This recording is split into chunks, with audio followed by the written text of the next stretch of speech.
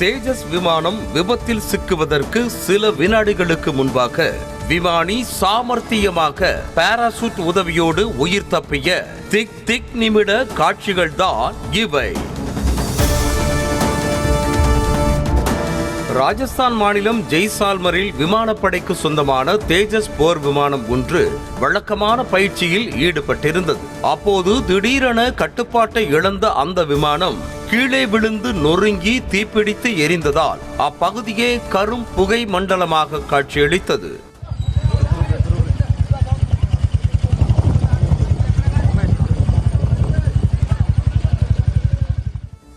முன்னதாக விமானம் கீழே விழப்போவதை உணர்ந்த பைலட் சமயோஜிதமாக செயல்பட்டு பாராசூட் மூலமாக வெளியேறியதால் சிறு காயங்களோடு உயிர் தப்பினார். பாராசூட்டில் பைலட் பறப்பதை அந்த பகுதியில் இருந்தவர் தனது செல்போனில் வீடியோவாக எடுத்து வெளியிட்டார்.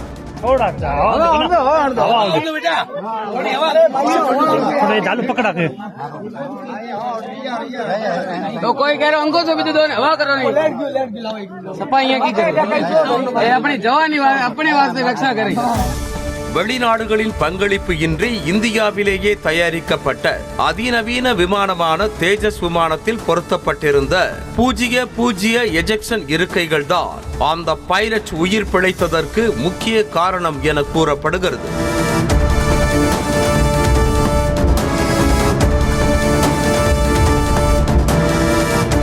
இந்த வசதி எந்த ஒரு இக்கட்டான சூழ்நிலையிலும், அதாவது விமானம் குறைவான உயரத்திலோ அல்லது அதிக வேகத்திலோ பறந்தாலும் கூட விமானியை பாதுகாப்பாக வெளியேறுவதற்கு உதவி புரிகிறது.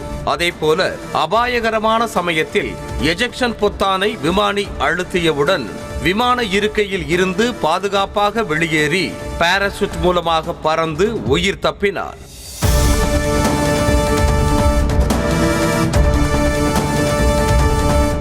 அனைத்து காலநிலையிலும் இயங்கக்கூடிய 4.5 தலைமுறை விமானமான தேஜஸ் முதல் முறையாக விபத்தில் சிக்கியிருப்பது பல்வேறு கேள்விகளை எழுப்பியிருக்கிறது.